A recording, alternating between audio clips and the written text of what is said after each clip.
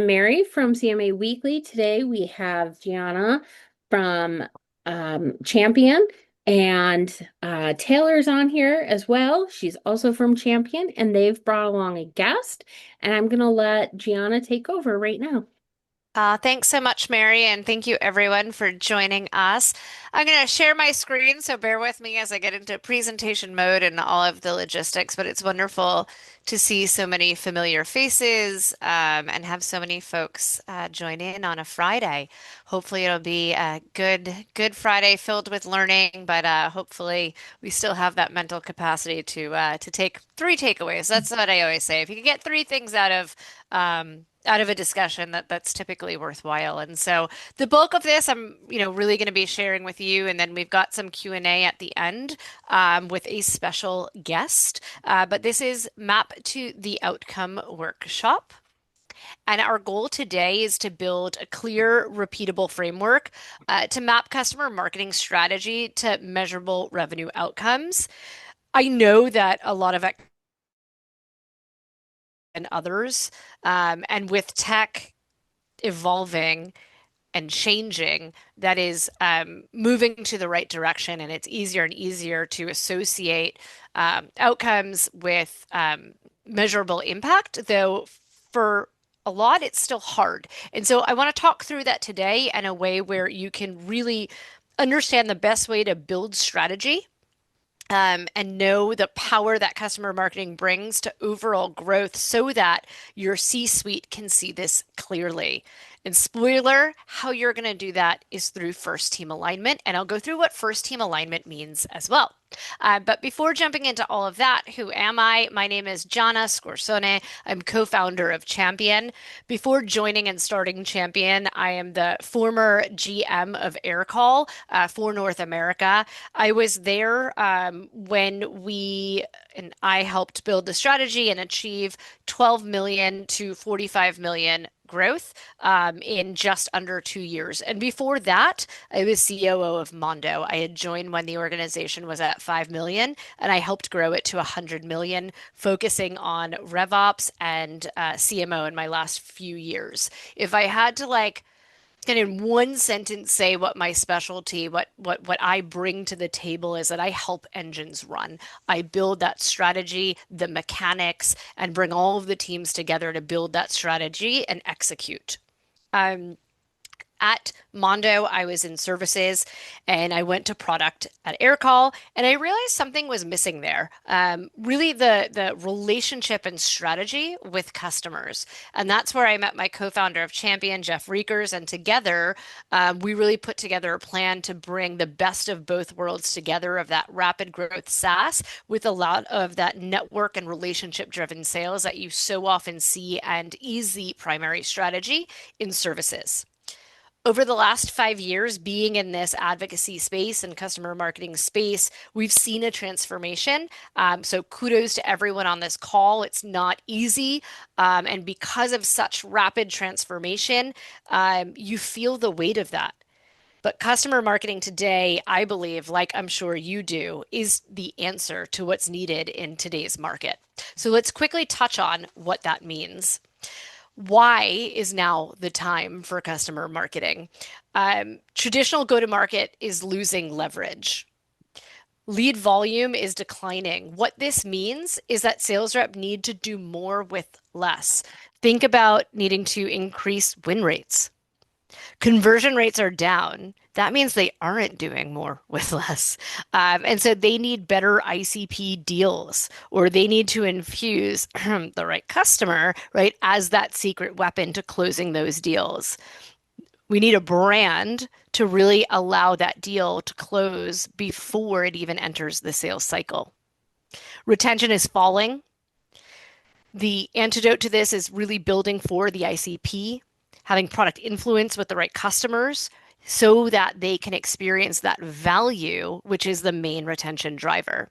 CAC is falling. They need cheaper leads. Inbound isn't working and it's expensive. They need faster closes that are more efficient. Growth channels are saturated. So think about ads and even LinkedIn with every brand and CEO out there trying to build a persona. It's really noisy and hard to cut through the noise. And that brings us to the ultimate noisemaker right now, AI. And as it's increasing, so is the need for trust. Today's buyer is very weary. They question, is this really true what I'm being sold? And to stress test this, they're relying more and more on the voice of the customer. And that is the power of customer marketing today. So we can turn trust into growth. Now, this is where y'all come in, and you know this, right? Buyers trust their customers, their peers. There's peer proof increases confidence to gain that sell, and it leads to growth, increased conversion and velocity, improved win rates, everything I just spoke of. Running sales for Champion, I see this firsthand. Seriously, all of the time. I was on a sales call yesterday that doesn't need a reference call because they back channeled and had already spoken to a whole handful of customers. And so this is the power of being able to operationalize those voices and really influence the total market within your organization. But I know you know this already. However, the great news is that industry reports are all focusing on this lack of trust, this decline in trust. And so this is why customer marketing now. I hope you feel as excited as I do because all of this at the core means you're the solution. And it's time to really transition the way we talk about customer marketing to allow the C-suite to see this because trust does not impact revenue by default. Today, and I hear this a lot, CMA programs are fragmented, they're highly reactive, and it's really hard to get out of the weeds. You want to move from tactical, and you struggle often to move to strategic. And it's hard to get strategic when you're bogged down with tons of requests. I just heard the other day, one of our customers is struggling to really zoom out and work on the business instead of in the business. And that's one of my favorite lines that really transform the way that I think about impact is working on the business instead of in the business. And I can't take credit for it. I wish I could. It's like such a great catchy line with so much power. But I learned it during a Women in Revenue day that Cassie Young, who is a partner at Primary Ventures, put on.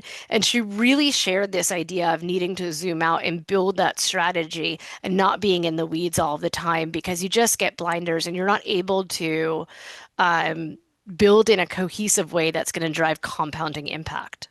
And so that really stuck with me as an executive, and it's so easy to fall in that motion. So I implore you, just like I try and do myself, and sometimes I do it better than other times, but to carve out that time to think strategically. And my hope is that what we covered, right, the what we just went through, why now for customer marketing, but let's really transition to how you're going to do this. And we're going to offer some frameworks that I've used in my career that's helped me really bridge and align teams together to drive impact. I've seen this with my teams across the customer engine. And so quickly, I shared, right, the lens in which I view things. I build the engine. When I was at Aircall, I managed everything from SDR, BDR, all the way through customer success. The VPs of those different departments rolled up to me. And something we did together was really collaborate on what their individual and unique goals were for the department and how we can attack them together, how we could build strategy together.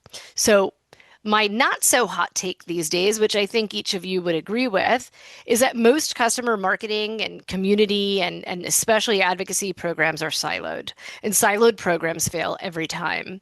So I want to help us all take a step back and take a page from the exec playbook. What we are talking about is getting a seat at the table to be a part of building that go-to-market strategy.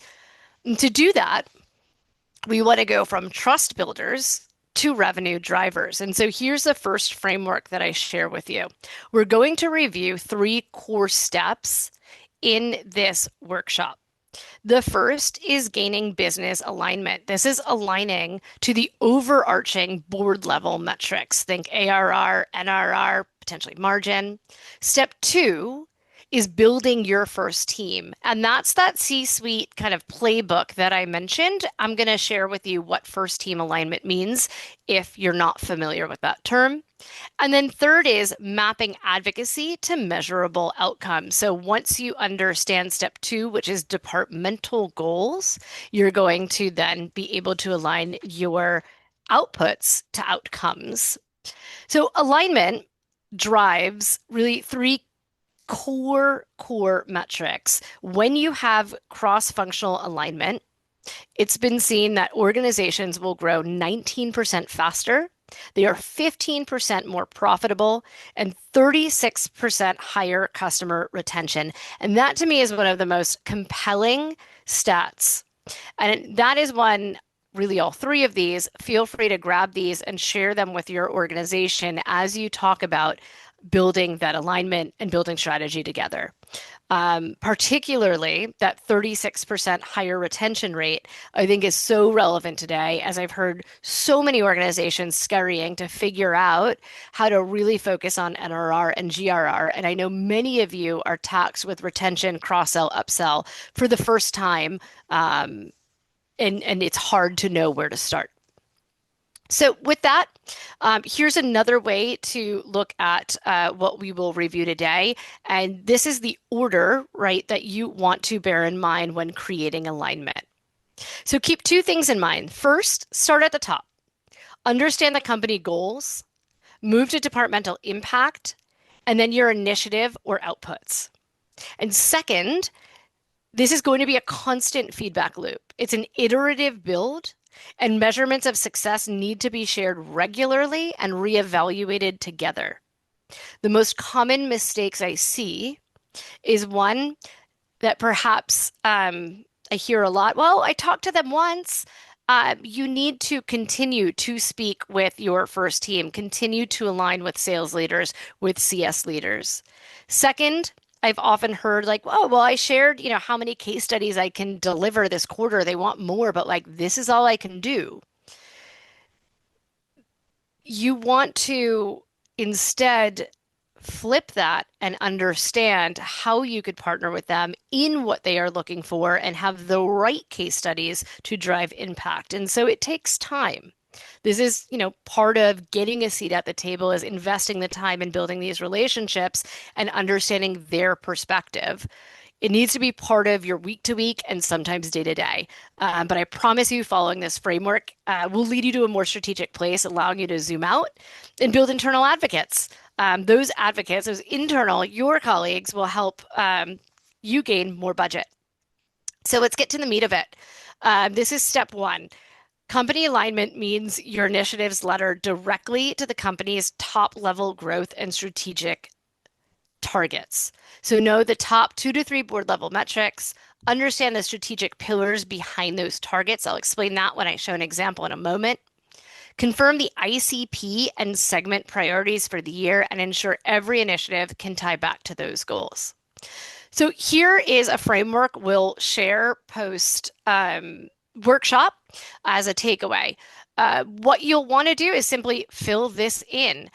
You'll get business growth targets, and these are your board level metrics for the year. And it's a great time to do this as we've just started 2026. What are the ARR targets? How much growth does that represent? What are the NRR targets?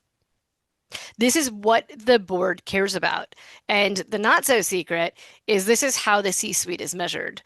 Therefore, it's the language that you can use, and it's the language that they care most about. It's how they get bonused at the end of the day.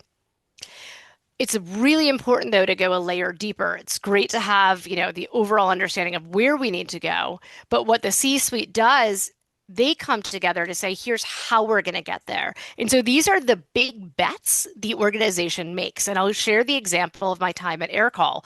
When I joined, the strategic pillars on that year were to, one, enter the US market well, we were already there, but really expand the US market. And them hiring me was part of that strategy. But we really wanted to be seen as a US based company, even though we were founded in France. And so all of the marketing initiatives were viewed through this lens. They hired me. A lot of the spend, a lot of how we were building our cab was really focused around listening to that US market. Second initiative, really leaning into partnership and tech integrations as our primary growth channel. So again, a lot of the decisions that were made across the C-suite all led to alignment within this pillar. And third was to move up market into enterprise, heavy SMB organization. Guess what? A couple of years later, they realized that this was not the right pillar. And so this is where that constant feedback loop, right, and measurement is understand, what is the right strategy versus experimentation and realizing it's not. So how you get this information, listen for it in an all hands call, talk through it with your manager, ask a C-suite member you roll up into. That's a great way to bridge a relationship and a conversation. But understanding this will allow you to understand how to speak the language of the C-suite and show them that you're part of this strategy. Because if you aren't in it, you are out. And so this is really what first team alignment is about. Marketing and advocacy can be viewed as a strategic layer that you want these folks, the leader of sales, marketing, CS product, to understand that they can count on you to help them achieve their goals. Missing that revenue gap, supporting and enabling product development. So let me go right back up there. So this is taking the page out of the CXO's playbook. Quick interpretation. I think you get the point now. I just want to make sure that the definition is clear. The C-suite aligns on cohesive goals, strategy, and direction, and that outcome should accelerate increased growth. Every leader is making decisions through this lens of outcomes, and then they bring that focus to their respective teams. So the TLDR is C-level peers equal first team. Company goals come before their individual goals, and every decision is made through that lens. I know this is like business 101 of what a leader should do, but the reality is that it took the C-suite a while to have the language to understand how to truly come together and make all of the decisions through this lane to keep everyone on track to go in that same direction. And so it's time to build yours, right? I see you. I know all of the impact you make in these departments, and it's time for them to see it as well. Period. Like full stop there. So again, taking the page from the C-suite, they've got a first team. Now it's time to align to your first team. Once you've identified those right leaders to speak with, we move to step 2, which is creating that departmental alignment. I found these 4 questions drive a really powerful conversation and allow you to build trust. So again, the point here is you want your colleagues and peers to understand inexplicably how you drive impact to them achieving their goals. And so to do that, you need to understand what their goals are and then paint the picture in how your output leads to their impact. So I love to get to know their lens, and you build trust in doing this. So the 4 questions typically I ask, but again, it's not just ticking the box. You really want to dig deeper in the layers, get curious, and lean in. So what are your goals and targets? What company pillars are you focused on? What metrics are you looking to improve to hit or exceed goals? And if you were in my role, where would you focus to best support your team? So again, this is going to allow you to build trust, to dig in deeper, to create that cross-functional peer alignment across the go-to-market engine. And understanding how to speak their language and which parts of community and advocacy they'll care about. Hearing their goals will allow you to understand which pieces of your responsibilities you can align to them. And that you are invaluable to them hitting their objectives. That's how you turn them into your advocates. And so now you're primed to understand what you can do, knowing these factors, and you're ready to workshop together. And so this is the example of what this looks like. Um, you would understand and work through with each of the department leaders what their growth strategy they're mapping to. So remember, we understood the pillars of the organization, and sales is going to align to one of those pillars. So in this example, sales, right, their pillar is moving up market and increase win rate. And so this is where you become the partner, right? And how you can create it with them. So when you hear they need to increase their win rate, right? Who here, I would imagine, believes that you could help increase win rate through a killer reference program, right? I imagine lots of hands raising right now. Or maybe your reference program has really low adoption, but now you've got the power because you're sitting down with your sales leader and you're hearing them say, I need to increase win rate. And that's where you could then in turn say, hey, Ms. Sales Leader, let's partner on increasing win rate. I have an idea to do it.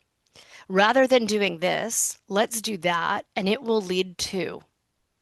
Would that help you? And do you see value in that? If not, why? And then that's going to get them talking and leaning in. And all of a sudden, they're going to feel a part of, in this example, a reference program to really help drive greater adoption because they see the value in it mapping to one of their growth strategy goals. Another example, I see you want to break into new verticals. I want to make sure we can support this. What are they? What would be most valuable to your team? Let's set some targets together and create that rollout plan. So you're now co-creating strategy that maps to the business growth and they feel a part of your organization because they see that you're a part of theirs. And so this is what cross-departmental CMA growth engine looks like. And again, you're going to want to do it for each of these, but this is your cheat sheet. And again, we're going to provide all of these awesome frameworks and tools, and feel free to fill these in with, kind of like the outputs that are on your plate. I know every team looks a little different in responsibilities. Some of you have community, some of you have customer marketing, some of you have advocacy, some of you have all of it. And so you'll want to do this for yours, but really understand at the bottom here those kind of growth targets that your efforts lead to. And I love this visual and being able to show this to them and really use it as a guide during that conversation of those 4 questions. And so this is what it means to create first team, cross-functional, same level peers across go-to-market, support, and product. It creates alignment and it puts you at the center, the forefront of strategy, and that's going to help you unlock budget. So find your first team of peers. And your goal is to have them explicitly understand how you impact their goals. So now let's influence how to do strategy. So this takes us to step 3, how to align your initiatives now that you understand what the departmental goals are. Now they understand what different outputs you can do to help them. You need to get more granular and build your strategy with your team to do so. So departmental alignment defines KPIs your initiatives must move. Each initiative should directly support a departmental metric. Each departmental metric must ladder to a company growth target. And when this chain is clear, advocacy is a true revenue lever.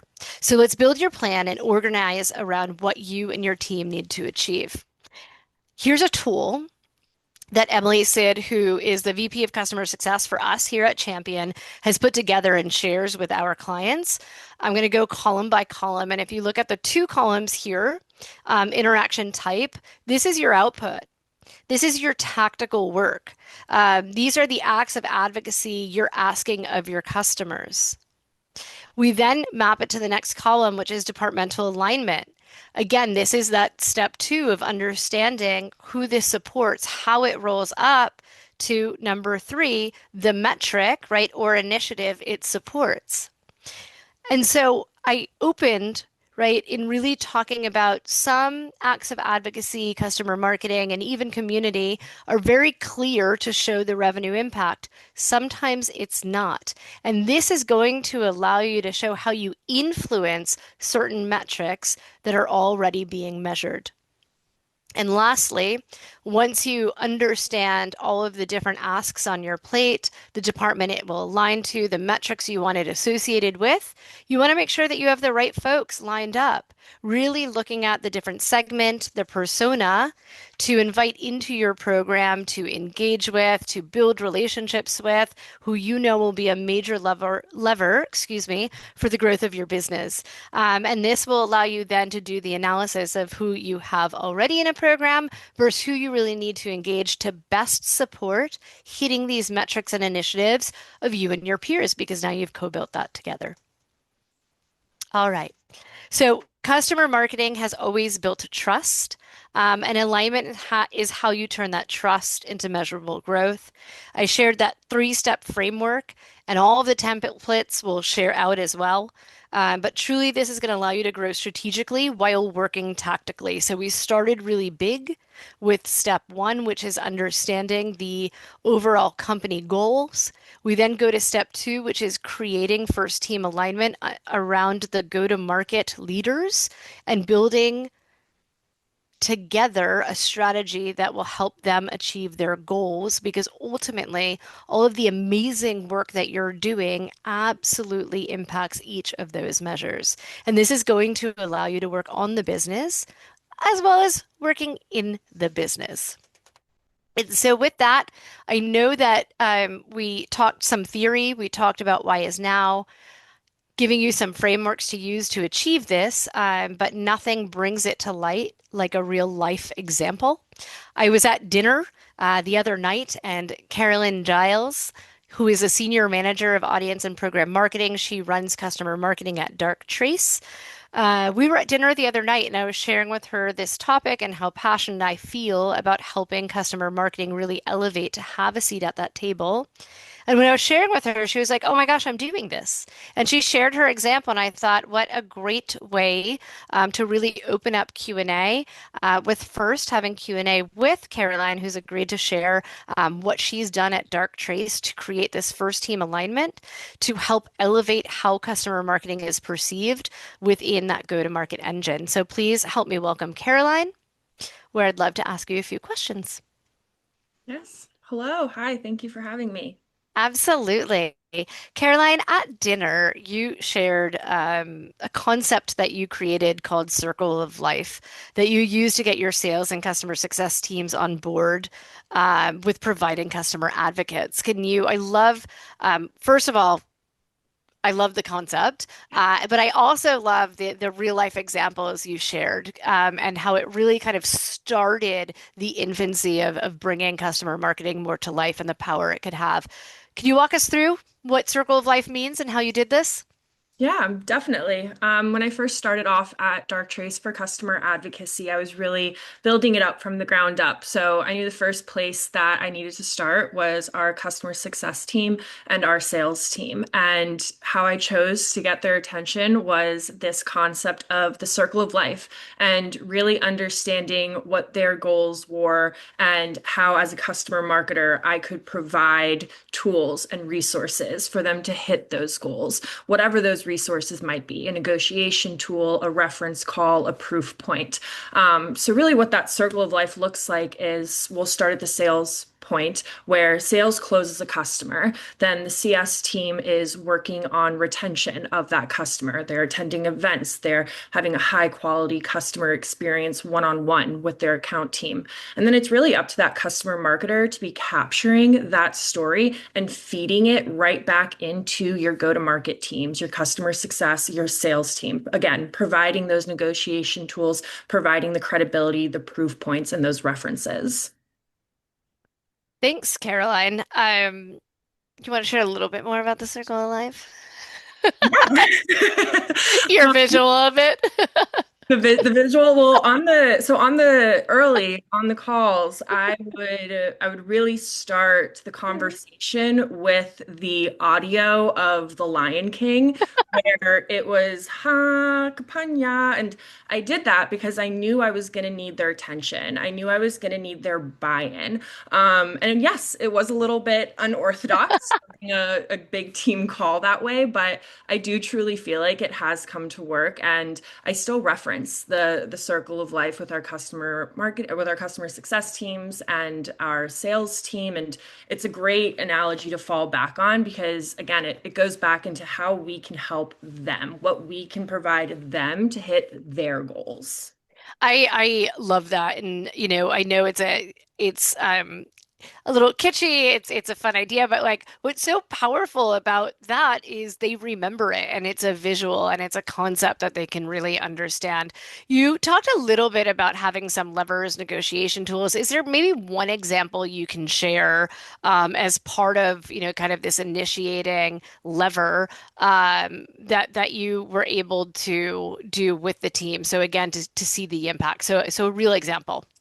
Yeah, totally. So, one thing sales is always looking for is they're looking for a way to beat out the competition. How can you do that? Providing them a tool in negotiation. So, what I was thinking about is how are we going to feed our customer advocacy pipeline while also giving them this tool? So, at Darktrace, we do provide a discount within a terms and conditions. This is something that our team works closely with the sales team to communicate and work through that process with.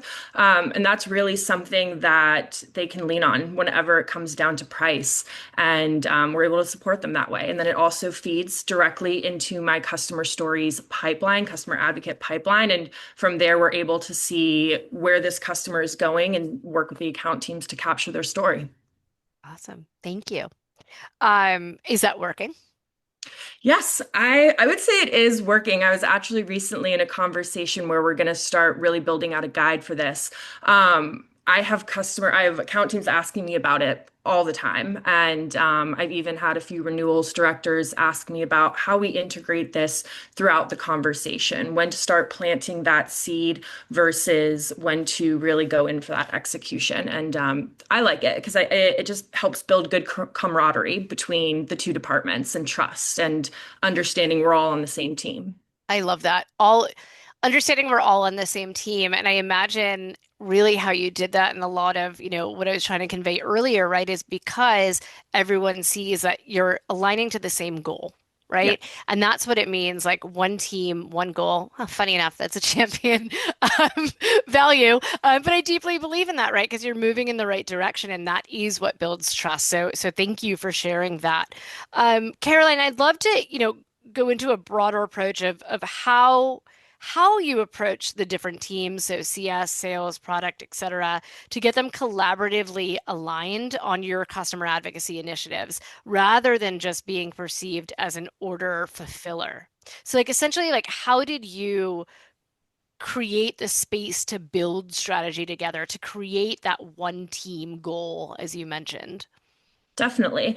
I would say the big P word, planning. Something I know we all try to make time for, but really just carving out time, sitting down with the product marketing team, understanding the product value that they are looking to communicate, and also understanding the use cases that they are not just looking to communicate, but also have their sales really go out and push for, and lean on during their conversations. And us providing the proof points and case studies is huge. So really just sitting down with each of the departments, understanding what they're looking for in the future. And then I also have, going back to your slide of all those different departments, I do monthly customer advocate stakeholder calls. So this is one individual from each of the departments, and they attend the call. We go over top of mind for customer advocacy. This is also an opportunity for them to bring up, hey, I have this project, want to bring it to the attention. Let's work on it together. There's always going to be last minute asks, no matter how hard you try to be proactive. Sometimes it just happens. And so providing that monthly space really allows the ability to get ahead of those last minute asks, but also provide the space to collaborate together. Understand, hey, these are how we're tracking towards those goals that we talked about during planning. If something's not working, great, let's talk about it and we'll work together to fix it and make sure you're still seeing value. I Yeah. love that. What I love of what you've laid out for us, it's let's first create that strategy, create that plan, the big P word as you mentioned, right? But then it's, because you're meeting monthly and because emergency things will pop up, this is your way to tap them down a little bit so that you're not always working in reactive mode rather than that strategic plan that you co-created, because you can use hearing you need X, Y, and Z, is that more important even over the strategy that we've built to gain this? And then all of a sudden you're able to adapt the strategy potentially, or they might realize, you know what? I don't really need those four case studies that I asked for. This thing over here is more important. So again, it is a good way to set your boundaries because you're having regular touch points. And Caroline, you're, a monthly basis, which is awesome, to again continue to iterate on that strategy. So my next and last question, until we, open this up for Q&A for everyone, is how do you reevaluate if the strategy is working and the desired, business impact is being met? Yeah, I would say I work really closely with my direct manager. I'm very open to feedback. If something is not working, let's address it together. Also, on those monthly stakeholder calls, customer advocacy is a living, breathing resource for a business. So, on those monthly stakeholder calls, if we have regular contacts on those conversations, sorry, my brain diverted for a second, but I'm back. If we have regular contact on those conversations, it's a round table discussion, and they're not just collaborating with me, but they're also collaborating with each other.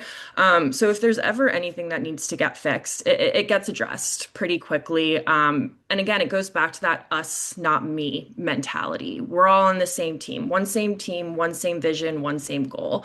So there's never any a need for butting heads.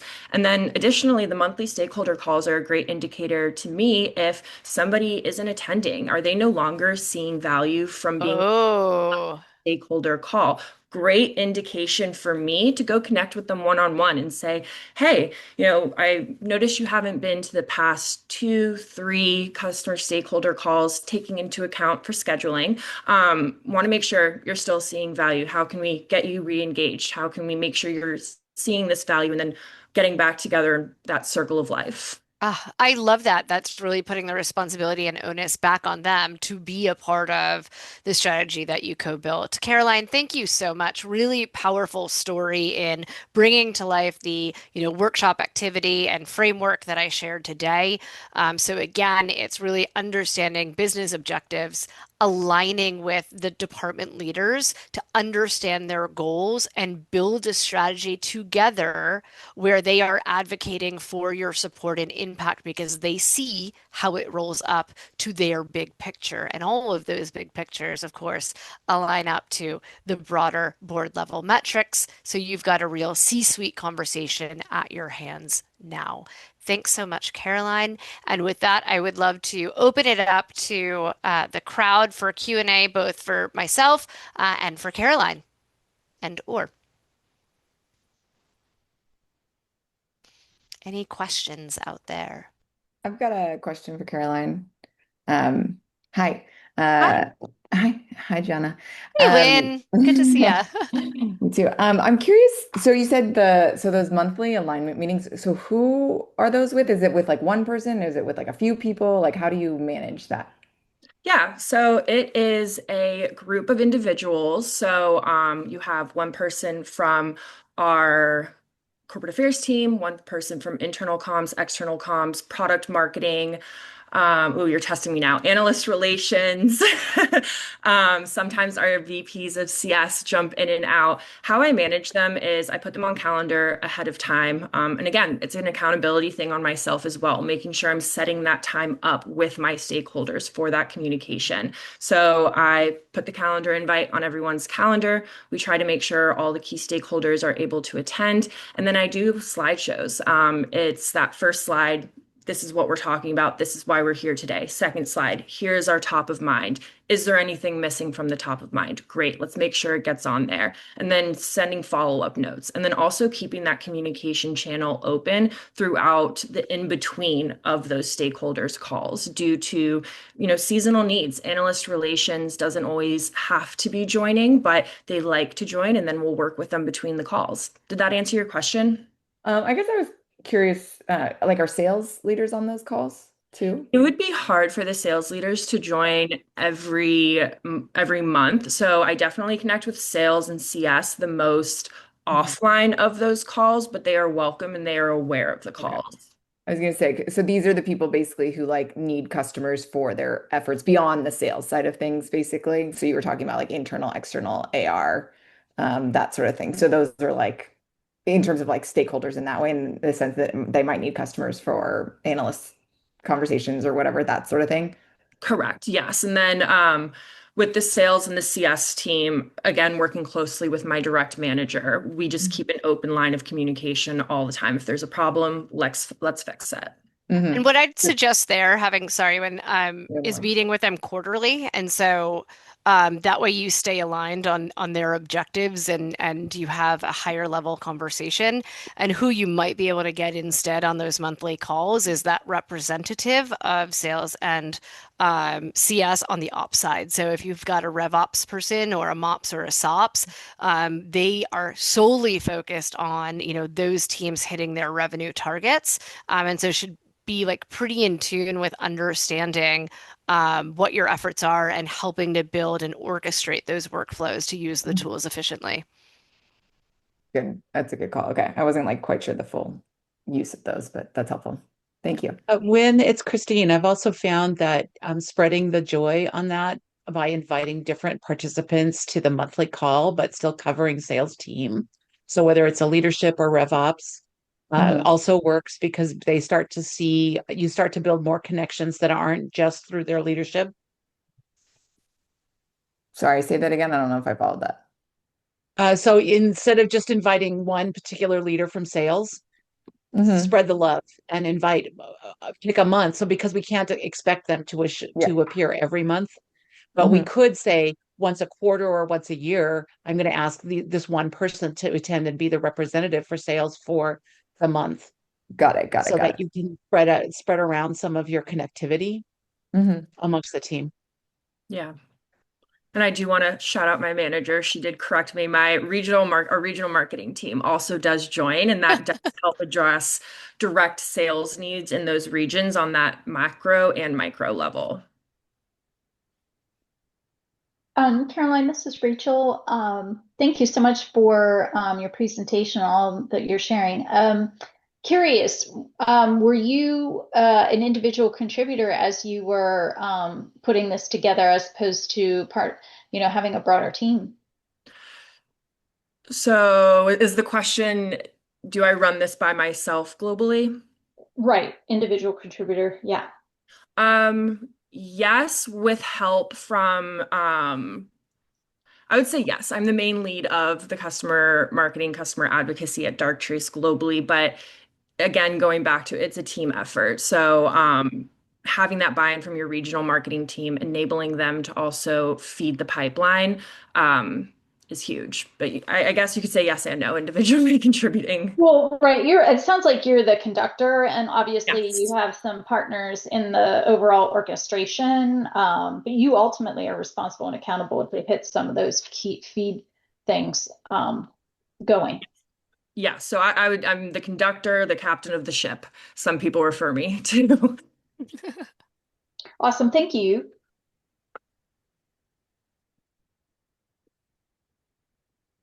Do we have other questions out there? Does anyone else want to ask a question? You can ask in chat or raise your hand or just ask.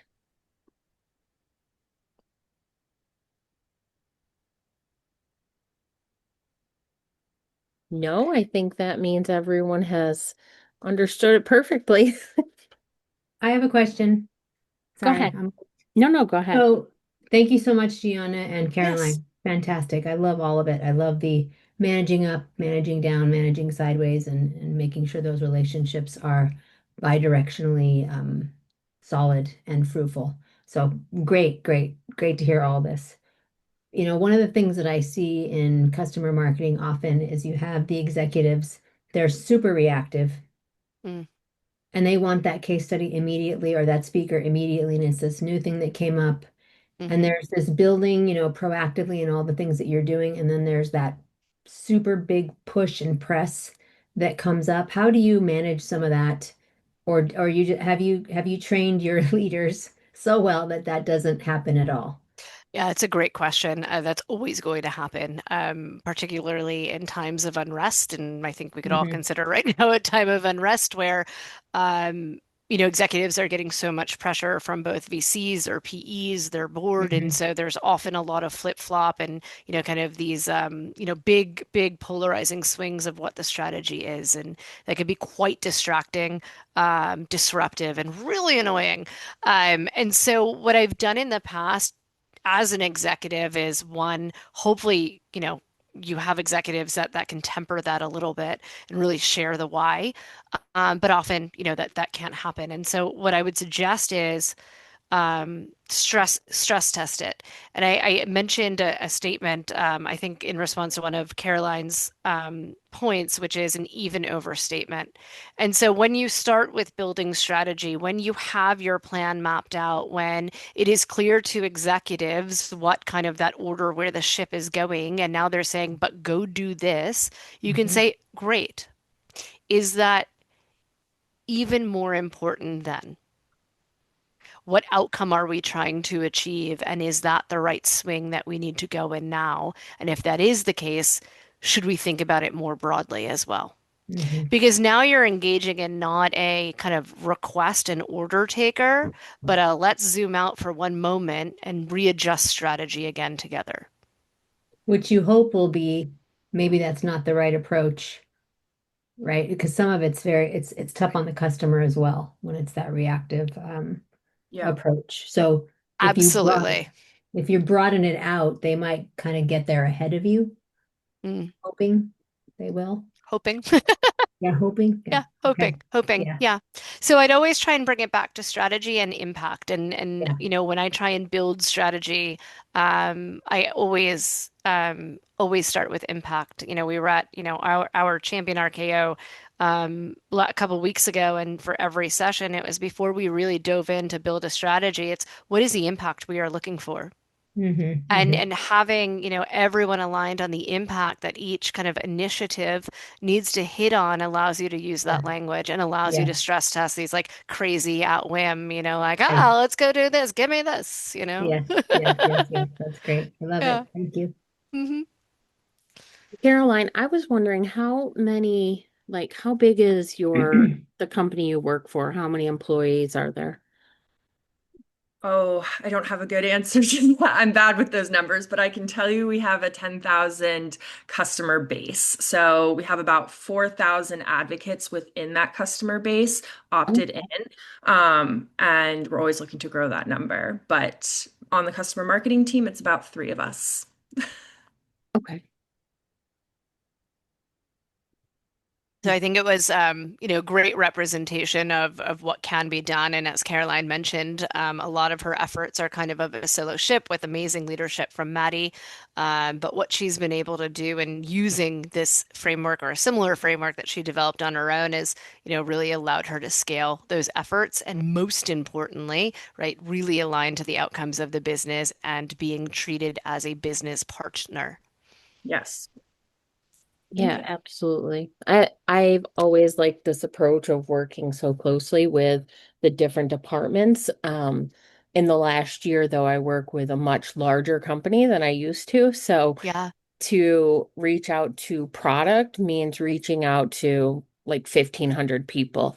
Um, And while I could go to the, CTO or something like that, it's not as meaningful as Mm, finding the right people on each Right team. stakeholder. Yes. yeah. And so my Mary, big struggle is who is the who is? stakeholder? That's Yes. such a great point. I was going to ask you, how you have navigated that, or are there any tips that you found that work or don't work for you in finding that right stakeholder? Definitely. I always look for the person that is the most aligned to our C-level goals and initiatives. So some of our customer advocacy KPIs do get reported directly up to the board. And we need to make sure we're hitting those, not just for my own career and performance, but for those above me, and the work that they're doing. So finding the individual within the department, who is that person that the C-level is always referencing? Who is the project manager? Who is the person that is the glue in that department? That is the person that should be your stakeholder. And getting their investment is priceless. Yeah, that's Right. great feedback. Mary, an answer I shared earlier, I think is one that could help as well. I would also think about the kind of like supporting departments. A PMM team to product to then get to the conduit, the right person on the product team. RevOps to get to the ear of the CRO. So there are a lot of like supporting departments that are easier to find that alignment with, and then really use them as your champions within to bring you to the more kind of C-suite and executive alignment. Well, that's a good point. Colleen Reedy asked a question. How often and which metrics are you sharing to the stakeholders? For our monthly stakeholder calls, we don't have specific metrics that we are covering. So, in complete transparency, right now, we don't have a way of tracking what reference calls are bringing in revenue, how much revenue it's impacting, which is why we're actually considering Champion as a tool. But right now, it's very much measured on, are we covering the use cases? Are we covering the products that we need to be talking about? Are we providing the references needed for the industry market evaluations? And it's really a matter of, are we hitting these needs? Great. And then once we're able to get Champion rolled out, that is when we're going to start um, that's when we're going to start excelling and being able to track that type of revenue. But really, right now, it's just a matter of, are we hitting the needs? Are we filling these asks? And are we publishing content? Thanks, Caroline. And to add on top of what you've shared, it's that point of, you can't always, sometimes you don't have a platform, or sometimes it's not as clear how to map to that revenue. And so hopefully that framework we've given of understanding the pillar that it aligns to, you could at least use the narrative of rather than saying, hey, I produced 4 case studies last quarter, instead you could say, hey, one of the strategic pillars was to increase, market share of fintech, which we've been able to increase as an organization by 4%. Let me share with you how I contributed to that. And so now those 4 case studies are tied to this, like, we grew fintech by 4%, right? And that aligns to the vertical alignment. And so it could be really powerful to, again, understand those pillars so that you could attach, even if you don't have a direct revenue figure. And then I would also just share, and again, we'll share this out, but this is a great cheat sheet of some of those. Metrics that you might want to show as well. And there are so many more. If it is a reference program, there's with versus without, there's ACV to kind of warrant showing how higher deals are typically closed and needed a reference to do that. But these are just some examples, and happy to talk through more as well. But one of my favorite examples, and I'm so glad you asked this question, was to be able to share that conversion of, I did 4 case studies to, hey, we wanted to achieve breaking into the fintech vertical. We did it by 4% as an organization, and here's how I contributed to that. Thank you. That was great. We do have 2 more questions. Kat Katrina, do you want to ask yours? So I don't. Sure.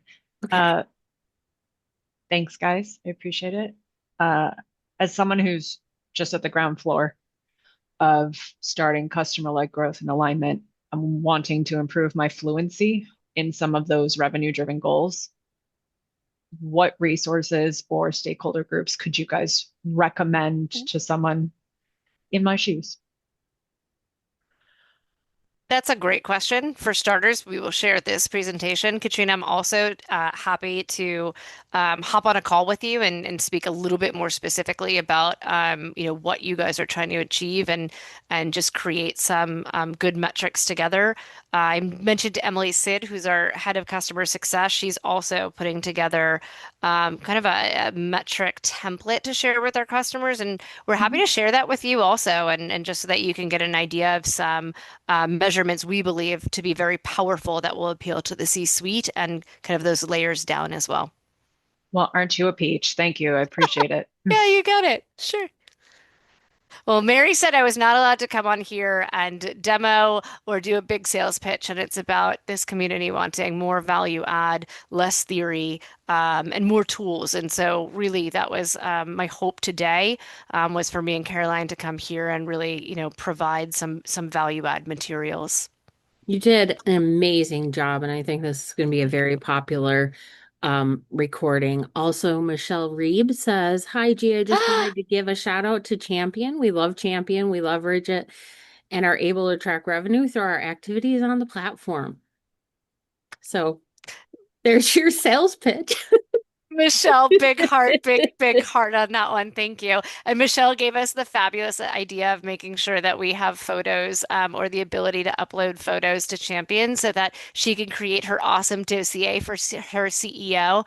And we now have that. So, Michelle, thank you just the same for making us better. Oh yeah, it's a great partnership. Thank you, G. Thank you. Good. Wow, this is a great call. Well, everyone, I hope you have a great weekend. Thank you, Gianna. Thank you, Caroline, and everyone who participated. Every time somebody contributes or asks a question, it's so helpful to other people that listen to the recording and interact in our community. So thank you for being a part of that. Thank you for showing up today and have a wonderful weekend. Thank you. And Mary, one last plug. We actually coming soon, based on kind of the popularity of and the importance of this topic. We're going to launch a 4-part series of alignment in action. And so we want to feature real customer marketers and their cross-functional counterparts. So think of customer marketer and the CS leader, customer marketer and RevOps leader, et cetera, to really do a live Q&A of how they've bridged this alignment that we're talking about. So stay tuned for that as well. Perfect. Awesome. Thank you Awesome. so much. Thanks all. Thank Thank you. you. Thank you. Bye. Bye.